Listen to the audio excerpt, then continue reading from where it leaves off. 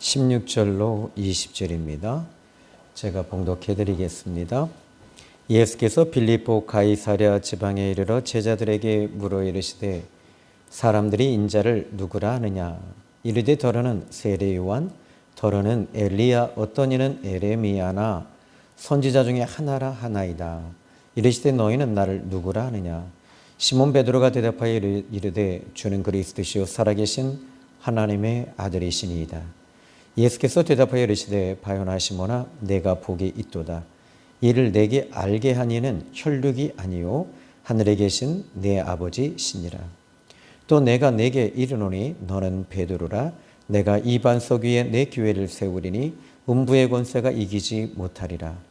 내가 천국의 열쇠를 내게 주리니 네가 땅에서 무엇이든지 매면 하늘에서도 매일 것이요 내가 땅에서 무엇이든지 풀면 하늘에서도 풀리리라 하시고 이에 제자들에게 경고하사 자기가 그리스도인 것을 아무에게도 이르지 말라 하시니라. 아멘. 이 장명리 교수님은 이 서강대학교 영문학과 교수님이신데 이분은 어릴 때부터 이 소아마비로 이 다리 장애를 가지고 계셔서 항상 목발을 짚고 다니시는 그런 장애인이십니다. 지금도 역시 서강대의 영문학과 교수를 역임하고 지금도 강의를 하고 계시죠. 그런데 그분이 초등학교 1학년 때였다고 얘기를 합니다. 그 어머니는 그 장명희 교수에게 얘야 너 집에만 이렇게 있지 말고 밖에 애들하고 골목에 나가서 놀아라. 근데 이 아이는 이제 다리가 이 한쪽이 얇고 또 이 장애를 갖고 있잖아요.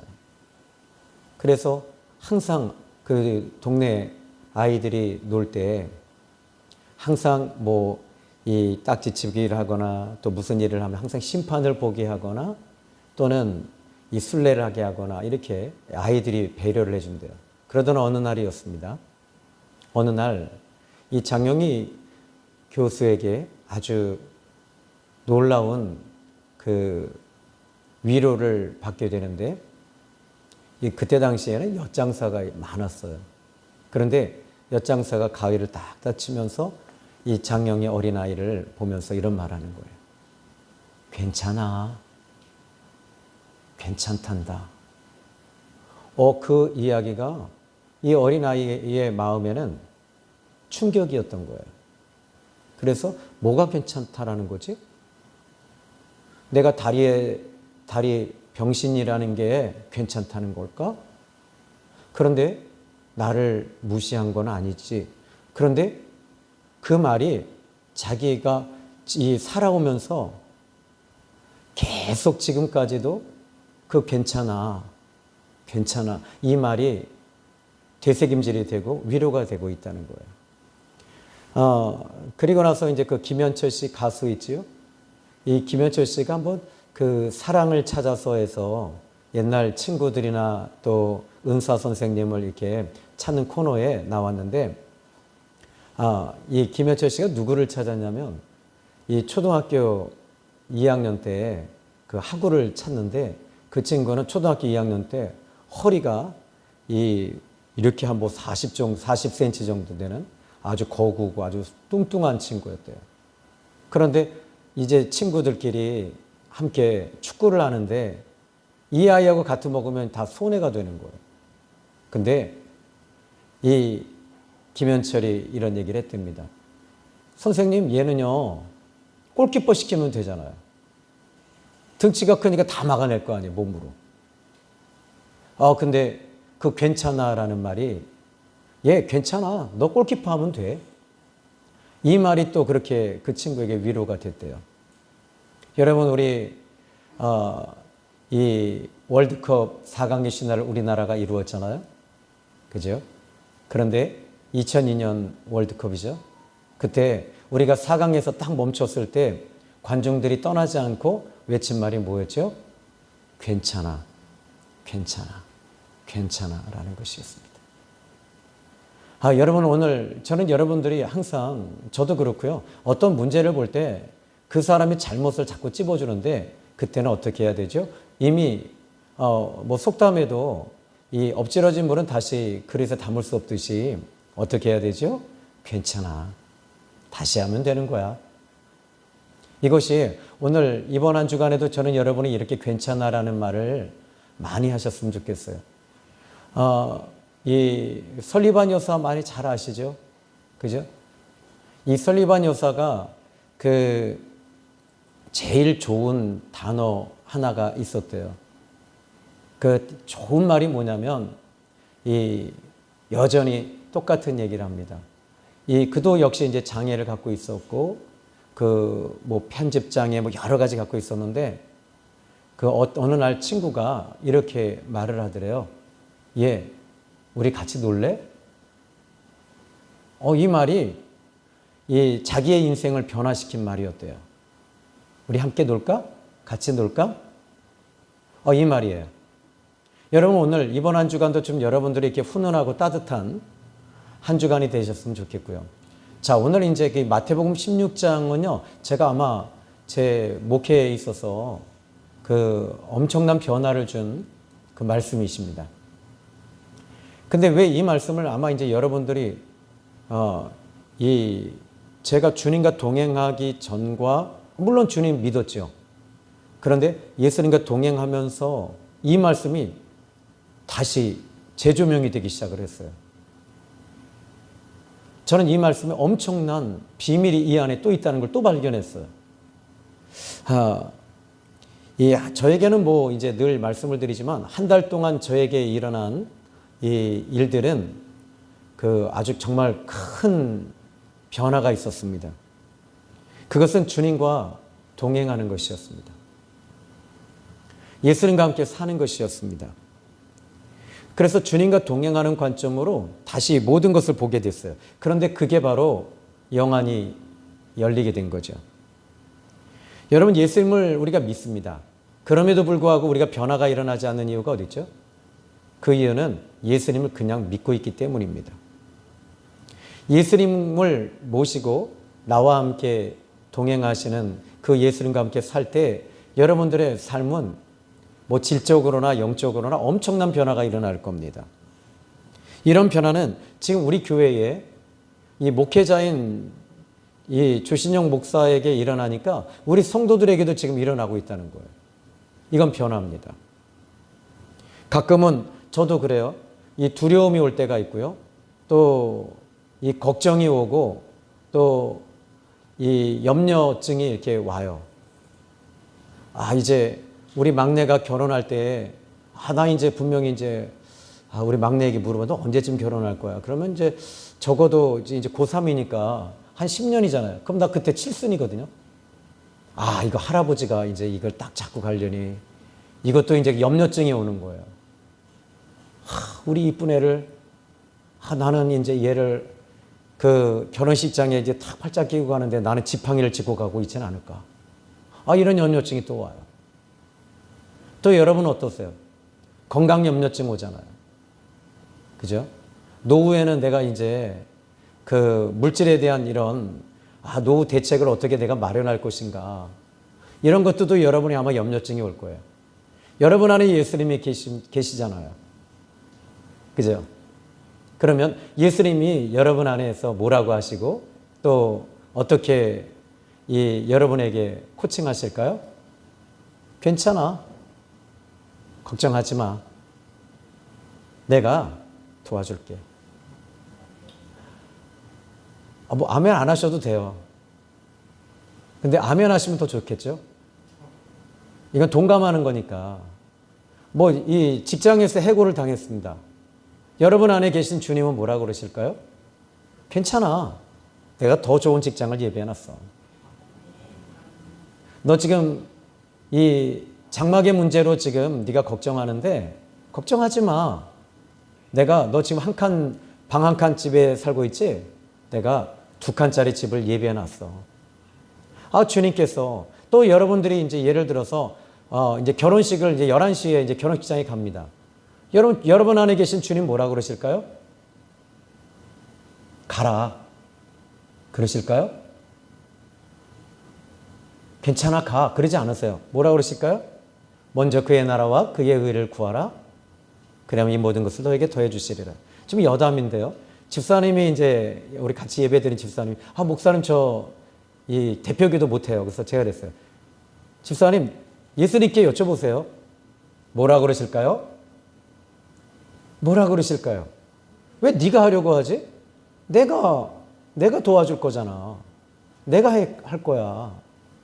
여러분 지금 염려증에 좀 노인받았으면 좋겠습니다. 자, 주님과 함께 사는 사람들에게 그 남편은 아내에게 말 한마디 행동 하나하나가 이제 좀 달라지겠죠? 그래서 여러분들이 이제 예수님과 함께 살게 되면 변화가 일어나요. 변화가 일어날 때 가장 가까이에 있는 사람이 제일 잘합니다. 가끔은 제 아내가 이렇게 묻습니다. 제가 어때요? 이렇게 물어볼 때가 있어요. 내가 지금 어때요? 이 말은 이렇게 물어볼 때 정말 조심해야 되거든요. 이제 반응할 때. 어떻게 반응해야 됩니까? 머리를 했거나 옷을 사입었거나 또는 뭐 립스틱을 했거나 이것을 말 잘못하면 죽고 사는 문제가 걸립니다. 그럼 어떻게 해야 되죠? 유심히 살펴봐야 되는 거예요. 그죠? 유심히 살펴봅니다. 빨리 캐칭하고 빨리 스캔해야 됩니다. 아내들이 꼭 남편에게 확인하고 싶은 것이 또 있습니다. 무엇일까요? 여보, 아직도 나 당신 나 아직도 사랑해? 라고 물어볼 때 쓸데없는 소리 하고 있어. 근데 이렇게 하면 좀 괜찮은데 아니 쓸데없는 소리 하고 자빠졌어. 그러면 어떻게 돼요? 이제 그 인생 끝난 겁니다. 여러분 안에 이제 예수님이 계십니다. 어떻게 말해야 될까요? 당연하지. 나는 당신을 여전히 사랑해. 주님은 뭐라고 말하라고 하실까요? 미쳤어? 뭐 잘못 먹었어? 주님은 이렇게 말씀하시지 않는다는 거죠. 당신 내가 여전히 사랑하지. 사랑은 이미 다 불타서 이제 없지만 남은 건 껍질밖에 없지만 그 껍질이라도 여러분들이 말씀하셔야 되는 거예요. 나는 여전히 당신을 사랑해. 또 남편이 또 묻습니다. 나는 당신에게 어떤 존재야? 라고 물어볼 때 개뿔 이러시면 안 되고요. 어떻게 말해야 되죠? 당신은 최고야. 내 곁에 있어줘서 고마워요. 주님은 이렇게 내 안에 계실 때 주님은 이런 아주 사소한 것에 변화가 일어나기 시작한다는 거죠. 자녀들에게도 여러분 이제 잘못할 때가 왜 자녀들이 없겠어요? 많죠. 근데 내 안에 주님이 계시면 어떻게 말할까요? 우리 따님이 아주 먼 곳에 학원이 있는데요. 그 먼 곳에까지 그 차를 태워달라고 했어요. 저도 귀찮아요. 근데 주님께서 뭐라고 그러실까요? 그래. 이제 나중에 우리 막내 따님이 운전면허 따고 직장 생활할 때 제 차를 타려고 하겠어요? 그죠? 그러니까 어떻게 해야 돼요? 그래. 아빠가 해줄게. 주님은 함께 가주시잖아요. 그죠? 그러니까 여러분 지금 여러분 안에 계신 주님에게 꼭 여쭤보세요. 그러면 주님께서는 여러분의 마음의 생각을 통해서 답변을 주신다는 것을 기억하시기 바랍니다. 자, 오늘 예수님께서 이제 또 여러분 이 원조가 아내들이 꼭 여보 나 사랑해라는 말의 원조가 누군지 아세요? 예수님이셨어요. 시몬 베드로에게 찾아와서 너 나 사랑하니? 이렇게 묻고 계셨다는 거죠. 그러니까 예수님이 이걸 먼저 하셨기 때문에 아내들은 이 예수님을 모시고 있는 게 확실합니다. 그래서 꼭 묻고 있다는 거죠. 그랬더니 이 시몬 베드로가 어떻게 합니까? 마음에 찔렸잖아요. 그래서 그러니까 어떻게 말하고 있냐면 네가 나 사랑하느냐? 이렇게 물었을 때 주께서 아시나이다. 여러분 여기서 이 베드로가 진짜 명쾌한 답을 하고 있다는 거예요. 주님이 아신다는 거예요. 주님 사랑합니다라고 하지 않고 자기 양심에 찔리니까 주님께서 아십니다. 자, 여러분 이게 여보 나 사랑해. 당신이 알잖아. 이렇게 하시지 마시고 꼭 사랑한다고 대답하십시오. 자, 주님께서 이제 이 베드로에게 저 사람들이 이제 이 질문이 정말 엄청난 질문이에요. 예수님께서 묻고 계시는 거예요. 저들이 나를 누구라고 어떤 사람이냐고 이야기하고 있느냐라고 말해요. 그랬더니 엘리야라고 합니다. 에레미야라고 합니다. 죽은 세례 요한이라고 말합니다. 그랬더니 주님은 너는 나를 어떤 예수라고 생각하느냐라고 묻고 계시는 거예요. 너는 나를, 이 예수님을 어떤 예수님이라고 너는 지금 답변할 수 있겠냐라는 거예요. 여러분들이 믿는 예수님은 어떤 예수님이십니까? 신학적인 예수님이십니까? 아니면 종교적인 예수님이십니까? 전 이 부분에 대해서 여러분에게 지금 이 11시 예배에 가슴이 막 뛰어요. 그리고 주님은 저에게도 물으셔요. 신영아, 너는 내가 누구라고 너는 믿고 있냐라는 거예요. 저는 여러분들이 예수님을 어떤 예수님이라고 믿으시며 지금까지 신앙생활을 해오셨습니까? 그냥 형식적인 쇼윈도우식 그 부부관계가 아닌 우리 주님은 이 나와 예수님과 아주 밀접한 관계에 놓여지기를 원하고 계셔요. 그때 저는 여러분들이 그래서 이 질문에 반드시 답을 해 주셔야 되죠. 오늘 부모님 등살 때문에 나왔습니다. 아니죠. 여러분 오늘 이 예배가 주님과 밀접한 관계가 있기 때문에 나오시는 거죠. 시몬 베드로는 이렇게 말합니다. 주는 그리스도시요 살아계신 하나님의 아들이십니다. 좀 이 말씀을 조금 더 의역해 볼까요? 여기서 엄청난 이 시몬 베드로의 이 고백이거든요. 근데 예수님께서 이 질문을 좀 바꿔볼게요. 주는 그리스도시요 살아계신 나와 함께 하신 예수님이십니다. 그랬더니 예수님께서 바요나 시몬아 네가 복이 있도다. 이것을 알게 하니는 너와 함께 하시는 하나님이 알게 하신 것이다. 여러분 무엇이 달라졌죠? 뭐 관심이 없으세요? 자, 이 주는 그리스도시요 살아계신 하나님의 아들이십니다. 이 말은 시몬 베드로가 이제 고백을 합니다. 나와 함께 하시는 예수님은 살아계신 예수님이시고 그리스도이십니다. 그리고 지금 이 시간 살아계신 예수님이십니다. 함께하고 계십니다. 이 말이거든요. 그랬더니 예수님께서 바요나 시몬아 네가 복이 있도다. 이것을 너에게 알게 한 이는 네 혈육이 아니라 너와 함께 하시는 하나님이시다. 자, 여러분 여기서 이 단어 하나에 엄청난 변화가 있는 거예요. 저는 이 말씀이 너무 뜨거웠던 거죠. 자, 여러분 예수님 믿으면 변화가 있을까요? 없을까요? 근데 왜 그렇게 사세요? 예수님과 함께 계시는데 왜 그렇게 말하시고 왜 그렇게 상처 주고 왜 그렇게 여러분들이 사십니까? 여러분 예수님이 함께 계시는데 어떻게 노래방 갈 수 있어요? 갈 수 있어요. 죄 아니에요. 당구장 가는 거 죄 아닙니다. 저도 운동하거든요. 족구하거든요. 근데 그게 죄가 아니에요. 그런데 주님이 함께 하시느냐라는 거예요. 이게 가장 중요해요. 여러분 술자리에 가셔도 그 술자리가 죄가 아니에요. 주님이 함께 계실 때 주님이 편하신가 불편하신가 이것을 여러분이 스캔하셔야 되잖아요. 그죠? 또는 여러분이 등산할 때도 마찬가지입니다. 주님이 함께 하시느냐 이게 가장 중요한 거잖아요. 여러분 지금 주님이 함께 계신다면 여러분 우리는 엄청난 변화가 일어납니다. 마음에 오셨잖아요. 마음의 변화가 일어납니다. 그리고 언어의 변화가 일어납니다. 그리고 행동의 변화가 일어납니다. 자, 그러면 예수님께서 말씀하십니다. 너는 베드로라. 이 반석 위에 내 교회를 세우리니 음부의 권세가 이기지 못하리라. 이렇게 말합니다. 자, 여러분 여기서 저는 전에 이제 그랬어요. 이 말씀을 주는 그리스도시요 살아계신 하나님의 아들이십니다. 이 고백 위에 교회를 세운다고 하니까 우리가 어떻게 했어요? 주는 그리스도시요 살아계신 하나님의 아들이십니다. 수만 번 외쳤죠. 근데 변화가 있었나요? 귀신 들린 사람에게 주는 그리스도시여 살아계신 하나님의 아들이십니다. 귀신이 쫓겨나갔을까요?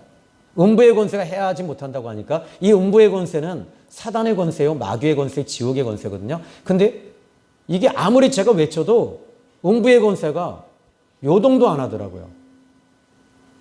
그럼 여러분 100번 하면 100번 외치면 음부의 권세가 이 쫓겨나가던가요? 그럼 어떻게 해야 돼요? 1000번 해라. 1000번 하니까 되던가요? 10,000번 해라. 10,000번 하니까 되던가요? 아니에요. 이것은 주문이 아니다라는 거죠. 염불도 아니고 주문도 아니고 이것은 부적도 아니고 어떻게 해야 되죠? 여기서 이 주는 그리스도시여 살아계신 하나님의 아들이십니다. 그런데 여기서 아주 중요한 것을 하나 발견해야 된다는 거예요. 단 한 번에 끝난다는 거죠. 어떻게 해요? 내 안에 예수님이 계실 때 음부의 권세가 해하지 못하는 거예요. 예수님은 살아계십니다. 그런데 나와 함께 하시는 예수님이 계실 때 그때 여러분들이 반석이 되는 거예요. 여러분들이 흔들리지 않는 거예요. 무너지지 않는 거예요. 음부의 권세가 사람을 통해서 또 이 환경을 통해서 여러분들을 흔들어도 내 안에 계신 주님이 계시기 때문에 흔들리지 않고요. 음부의 권세가 일곱 길로 떠나가게 되는 거예요. 예수님과 동행하는 것입니다. 예수님과 함께 사는 것입니다. 이것이 지금부터 여러분들이 이런 훈련을 하셔야 돼요. 그리고 여전히 또 해야 되고요. 근데 이건 훈련을 통해서 되는 건 아닙니다. 주님과 함께 그냥 살아내시는 거예요. 살아가시는 거예요. 그런데 주님이 내 안에 오실 때 이 계시록 3장의 말씀을 보시면 21절에 라오디게아 교회에 원칙이 하나 있어요. 주님이 무조건 오시지는 않았어요. 여러분들이 받아들이셔야 돼요. 주님이 내 안에 오시도록 여러분이 요청하고 초청하셔야 돼요. 이것은 우리가 해야 할 일들이에요.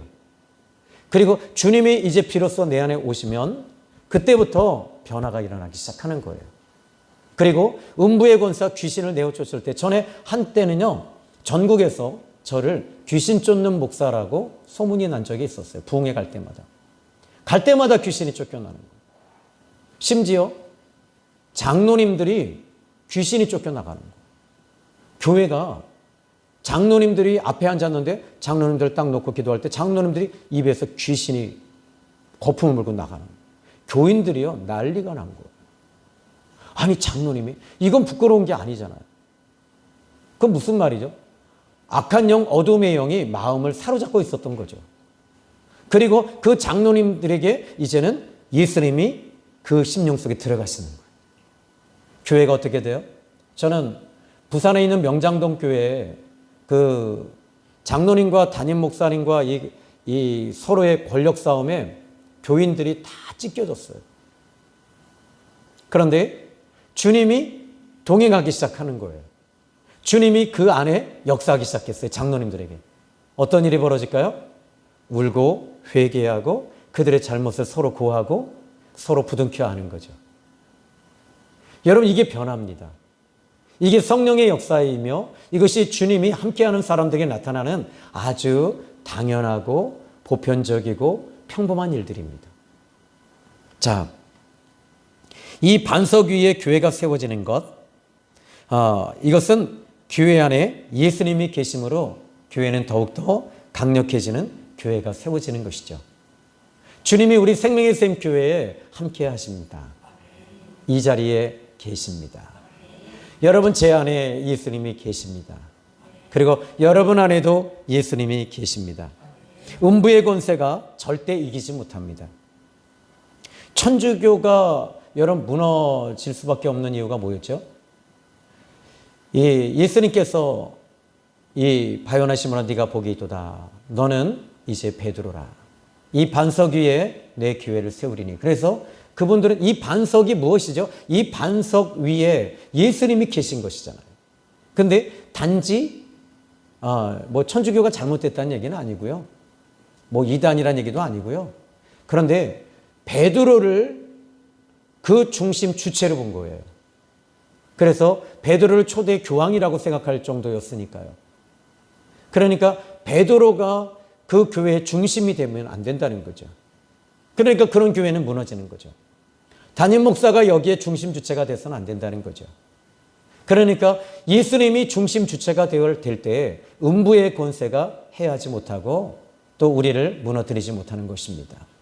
주님께서 내 교회를 세우신다고 말씀하세요. 그 교회는 어떤 교회입니까? 주님이 함께 하시는 교회를 세우시는 거예요. 주님이 함께 하실 때 음부의 권세는 해하지 않습니다. 또 지금 우리 한참 공부하는 학생들도 주님과 함께 공부하십시오. 주님과 함께 동행하십시오. 또 찬양할 때도 주님과 함께 찬양하십시오. 또 여러분들이 전도할 때도 주님과 함께 전도하십시오. 우리 예수님께서는 전도하시러 내가 이 땅에 왔다라고 마가복음 1장에 말씀하고 계셔요. 그러니까 여러분의 삶 속에서도 주님과 함께 하실 때 음부의 권세가 해하지 않는 거예요. 또 우리 안에 내 안에 예수님이 계시잖아요. 이것이 여러분 그냥 레파토리로 받아들이지 마시고 그냥 목사님 또 설교하시는구나. 이것을 설교로 받아들이면 여러분들은 정말 많은 것들을 놓치고 계실 거예요. 자, 이제 마태복음 16장 19절에 내가 천국 열쇠를 너에게 주겠다 이렇게 말씀하십니다. 네가 땅에서 무엇인지 매면 하늘에서도 매일 것이고 이 땅에서 풀면 하늘에서 풀린다. 주님이 함께 하실 때 풀리는 거예요. 주님이 함께 하실 때 여러분의 인생이 정말 안 풀렸어요. 여러분이 주인이 돼서 지금까지 살아오셨다면 참 안 풀릴 거예요. 저는 이제 제 마음에 예수님이 함께 하시는 것, 이것은 저에게 저 자신을 두고 지금 임상을 하고 있는 것입니다. 그리고 나서는 이제 이 백보자일기를 써요. 성령일기, 영성일기, 백보자일기. 그리고 꼭 이렇게 쓰면서 이 하루를 돌아보고 주님 앞에 회개하고 주님과 동행하면서 내 일상이 어떻게 변화가 일어나는가를 지금 살펴보고 있는 것입니다. 여러분, 주님과 동행할 때 일어나는 일들은 너무 큽니다. 예수님께서 여러분이 실패했을 때 주님께서 뭐라 그러시죠? 예를 들어 볼까요? 예수님과 이제 예수님이 그 배 위에 계시지 않았어요. 제자들에게 이제 건너편까지 와라 라고 하셨습니다. 근데 풍랑이 일어납니다. 제자들은 실패했어요. 풍랑이 일어나고 바람이 소용돌이가 칩니다. 제자들은 실패했습니다. 왜 실패했죠? 그 배 위에 예수님이 안 계셨던 거예요. 여러분들이 실패할 수밖에 없는 이유가 어디 있죠? 주님이 여러분과 함께 사시지 않는 거예요. 함께 계신다라고 하는 것은 예수님과 함께 살아가셔야 돼요. 예수님과 함께 살 때 여러분 놀라운 일이 계속 일어나죠. 그때 이 베드로가 충동적으로 감정적으로 말합니다. 주님, 이제 제자들이 무슨 말합니다. 와, 유령이다. 유령이다. 라고 말해요. 그때 시몬 베드로가, 그 다른 제자가, 예수님이신 것 같아. 그랬더니 이 베드로가 말합니다. 만일 주님이시라면 나를 물 위로 걸어서 걷게 해주십시오. 예수님 물 위로 걸어오시니까요. 예수님이 함께 하시잖아요. 함께 하시니까 주님 뭐라 그러시죠? 물 위를 걸어와라. 이렇게 말씀하시는 거예요. 주님이 함께 계실 때 물 위를 걷고 있더라고요. 기적 아닌가요? 그죠? 저도 주님이 함께 하실 때 물 위를 걸은 적이 있어요. 8년이도 제가 걸어가 본 적이 있어요. 언제요? 겨울에 얼었을 때 걸음 위로 걸었습니다. 근데 자, 여러분 이제 그 박완서 씨의 책 가운데요. 그 에세이 중에 이런 얘기가 나옵니다. 어느 날 나는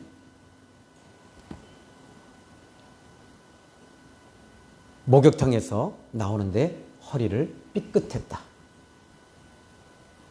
그 순간 나는 모든 것이 일상생활이 바뀌었다. 너무 힘들었다. 허리를 굽히는 것조차도 안 됐다. 종이를 줍는 것도 힘들었다. 누울 때도 나는 너무 힘들었다. 그리고 밥을 먹을 때도 앉아서 밥을 먹는 것도 힘들었다. 그리고 그는 이런 말을 합니다. 박완서 씨는요. 나는 내가 건강을 잃었을 때 그때 비로소 건강할 때가 기적이다라는 걸 몰랐다. 건강을 잃었을 때 비로소 그것이 기적이다라는 것을 나는 몰랐다. 내가 가장 사랑하는 은사 교수님이 계신데 그 교수님은 얼마나 쨍쨍하고 얼마나 성격이 이 깐깐하신 분이고 사회적인 지위와 모든 것들이 명예나 모든 것들이 완벽하신 분이었다. 그분이 이제 노년에 건강을 잃으시고 병석에 계시고 죽음을 준비하고 계셨다. 그분의 모습을 보면서 나는 상당히 번뇌하게 됐다. 그때 알았다. 내 일상생활이 모두 다 기적이다라는 것을. 여러분 지금 이렇게 걸어서 오시는 거요. 기적입니다. 오른손을 다리를 다치셨습니다. 걸어오시는 거 여러분 얼마나 불편합니까? 우리 권사님이 새벽기도 오시다가 이 얼음판에 미끄러지셨어요. 그리고 왼손이 골절이 돼서 여기에 봉을 박아서 지지난주에 이제 이걸 빼셨다고 그래요. 여러분들이 이 왼손을 들어서 물건, 성경책 하나 드는 것도 지금 기적입니다. 여러분 가장 큰 기적은 이런 것들이 일상생활에서도 기적인데 밥을 먹는 것도 기적입니다. 또 여러분들이 지금 이 시간 오늘 또 이제 점심을 교회에서 먹는 것도 기적입니다. 여러분이 바쁘다고 해서 집으로 가시는 거 좋아요. 근데 함께 식사하는 것도 이거 기적입니다. 예수님은 이 땅에 계실 때 제자들과 주변에 있는 사람들과 항상 기적을 체험하셨어요. 어떤 기적이죠? 병을 고치는 것이 아니라 함께 밥을 먹는 것이 기적이었어요. 여러분 지나가는 사람 끌어다가 같이 밥 먹읍시다 그러면 어떻게 돼요? 미쳤냐고 그래요. 저도 불편한 사람하고는요 밥 먹는 게 체합니다. 그런데 예수님은 어떤 분이셨죠? 제자들과 항상 같이 식사를 하시는 거예요. 제자들은 예수님과 함께 식사할 때 너무 좋으셨던 거죠. 좋았던 거죠. 편하셨잖아요. 여러분이 신방 예배를 가면 그 집에서 함께 말씀을 나누고 식사하고 이게 여러분 정말 불편하신가요? 어떠세요? 행복하다고 얘기해 주십시오. 그러면 이제 봄이 왔으니까 봄 신방을 하겠습니다. 근데 저도 이렇게 담임 목사인 저도 이렇게 불편해 하시는데 예수님과 함께 하시는 여러분들은 얼마나 예수님 불편하시겠어요? 아마 그래서 예수님 저쪽 항상 이 건넌방에다 창고에다가 또는 다용도실에서 예수님 거기다가 여러분들이 의자 하나 갖다 놓고 거기 계시라고 하신지 모르겠어요. 자, 이제 여러분 주님과 함께 할 때 이것이 기적이다라는 거. 내 안에 예수님이 계실 때 음부의 권세가 해하지 못합니다. 그리고 이 땅에서 묶으면 하늘에서 묶이고 이 땅에서 풀면 하늘에서 풀리는 것은 여러분이 주는 그리스도시요 살아계신 하나님의 아들이십니다 라고 수만 번 고백한다고 해서 이게 음부의 권세가 해하지 않는 것이 아닙니다. 예수님이 함께 계실 때 음부의 권세는 단 한 번의 말에 예수님이 내 안에 계신 예수님의 이름으로 고침받을지어다 또는 귀신아 떠나가라 라고 할 때 떠나갑니다. 자, 여러분 저는 성경에서요 사도행전 9장 34절에 또는 사도행전 3장에 이 베드로가 지금 베드로와 예수님과의 대답, 이 질문과 서로의 교통이었거든요. 근데 사도행전 3장에도 안전뱅이에게 이 베드로가 어떻게 말하죠? 내 안에 계신 예수님의 이름으로 일어나 걸어라. 예수님과 함께 계셨던 거죠. 예수님이 그 베드로 안에 있었으니까 사도 베드로 대단한 사람이야. 정말 위대한 사람이야. 야, 어떻게 사도 베드로는 그렇게 할 수 있었을까? 그 안에 예수님이 계셨으니까 그것이 일상이었던 거죠. 그게 쉬웠던 거죠. 내 안에 예수님이 계시면 여러분 부모님에게 짜증낼 수 있어요? 또 자녀에게 잔소리할 수 있어요? 못합니다. 안 합니다. 이것이 저에게 일어난 변화입니다. 목사님 또 한 달만 하고 끝내실 거야. 걱정하지 마. 아니요. 여러분 주님과 동행하는 여러분이 되십시오. 그리고 이 음부의 권세는, 영적인 권세는 예수님을 기가 막히게 알아봅니다. 예수님이 없는 사람, 있는 사람을 기가 막히게 봅니다. 종교적으로 여러분들이 아무리 귀신이 쫓아보십시오. 얻어맞습니다. 매맞습니다. 그런데 예수님이 계실 때 저는 뭐 그런 체험 많이 했죠. 담임 목사님이 귀신을 쫓아도 안 돼요. 집사님이 해도 안 돼요. 장로님이 해도 안 돼요. 전도사 때 이렇게 딱 가니까 그냥 이렇게 나가 자빠지는 거예요. 그래서 묻더라고요. 목사님이 왜 내가 할 때는 안 나갔냐 그랬더니 당신에게는 칼이 너무 무뎌 있다는 거예요. 그럼 왜 조전도사에게는 왜 그런 기적이 있었냐라고 했을 때 칼이 서 있다는 거죠. 그 칼이 뭐였죠? 예수님과 그때 당시 동행했어요. 예수님과 함께 할 때 이 귀신은요, 날선 검으로 우리에게 이 귀신은 쫓겨나가는 거예요. 귀신은요, 영적인 존재거든요. 귀신은 안 보이기 때문에 무서운 존재예요. 그런데 주님이, 안 보이시던 주님이 내 안에 계시니까 어떻게 돼요? 빛이 내 안에 계시잖아요. 그리고 세상 염려, 걱정, 이제 내 안에 예수님이 내 안에 계시면 어떻게 될까요? 내일 일은 난 몰라요. 하루하루 살아요. 불행이나 여행함도. 여기까지만 할게요. 여러분, 주님이 내 안에 계시면 이제 여러분들이 걱정하지 않습니다. 오늘 이번 한 주간도 여러분들이 왜 그렇게 걱정하는가? 왜 그렇게 염려하는가? 주님이 함께 하시지 않기 때문입니다. 여러분, 주님과 함께하는 한 주간이 되셨기를 주님의 이름으로 축복합니다. 자, 사도행전 9장 34절에도 또 역시 똑같은 얘기하죠. 애니야야, 이 베드로가 말합니다. 애니야야, 예수 그리스도께서 지금 너를 낫게 하신다. 이 말이 여러분 놀라운 말이에요. 사도행전 9장 34절에 이 중풍병을 갖고 있는 애니야인데 이 애니야에게 말합니다. 예수 그리스도께서 지금 너를 낫게 하신다. 그러니까 베드로가 하는 게 아니었던 거죠. 주님이, 함께 하신 주님이 지금 낫게 하시는 거죠. 아무개야, 지금 예수님께서 너를 낫게 하신다. 자, 여러분이 이제, 여러분에게도 이제 이 베드로가 말할 수 있습니다.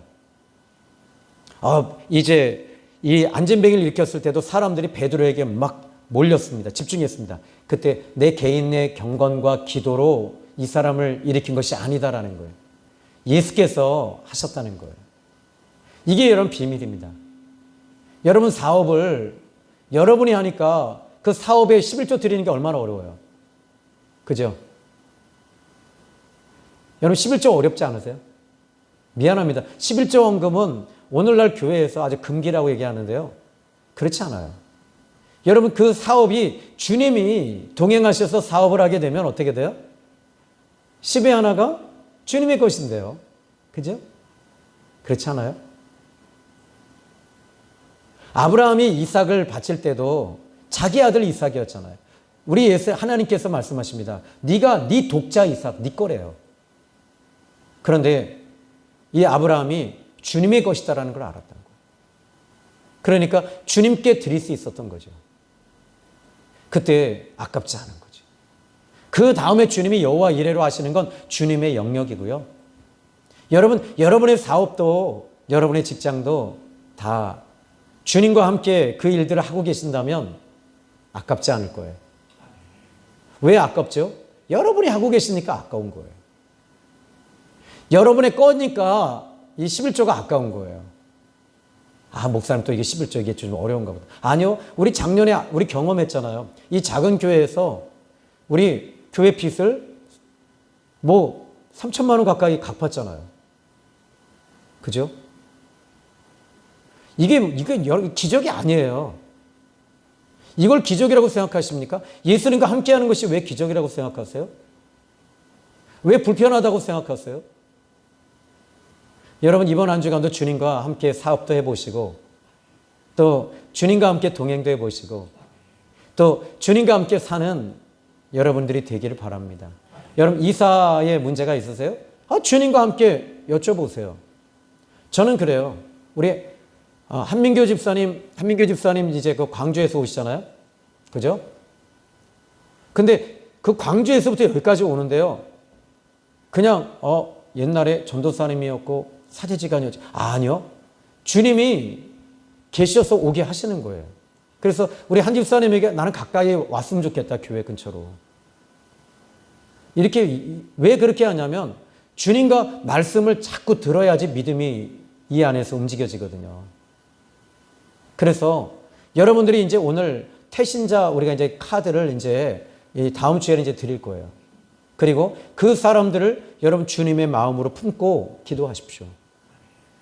그리고 이제 여기 빈 자리마다 태신자 2사람입니다. 2사람들의 그 태신자 카드를 여러 태신자의 이제 A4 용지에다 이름을 쓰십시오. 그리고 그 빈자리마다 이제 거기다 놓으세요. 빈자리에다. 아셨죠? 그리고 이제 일주일에 한 번은 여러분들이 이 부분을 놓고 이제 기도하기 시작할 거예요. 그리고 그 사람의 이름을 놓고 예를 들어 남편이 안 나오시면 남편도 괜찮아요. 자식이라면 자녀도 괜찮아요. 부모도 괜찮아요. 이웃집, 옆집, 앞집 다 쓰세요. 쓰셔서 여러분 거기다 놓으시고 그 자리에 앉아서 기도하십시오. 하루에 3번씩. 이제는 이 작정기도회가 태신자 작정기도회로 들어갈 겁니다. 하나님이 함께 하시는 그 하나님의 역사가 여러분 어떻게 변화가 일어나는지 한번 살펴봅시다. 아멘. 기도하겠습니다. 하나님 아버지 감사합니다. 예수님이 함께 하시는 그 삶은 정말 놀랐습니다. 오늘 이것을 우리는 일상에서 경험하고 있습니다. 주님, 오늘 이 시간에 우리 사랑하는 정말 아끼고 소중하고 귀한 우리 성도님들에게 이 놀라운 비밀을 함께 공유했습니다. 이제 주님께서 역사해 주시고 그 마음에 역사하시고 사업장에도 역사하시고 직장에도 역사하시고 또는 캠퍼스에서 또는 학교에서 학원에서 삶의 자리에서 나타나게 하여 주옵소서. 예수님의 이름으로 기도했습니다. 아멘.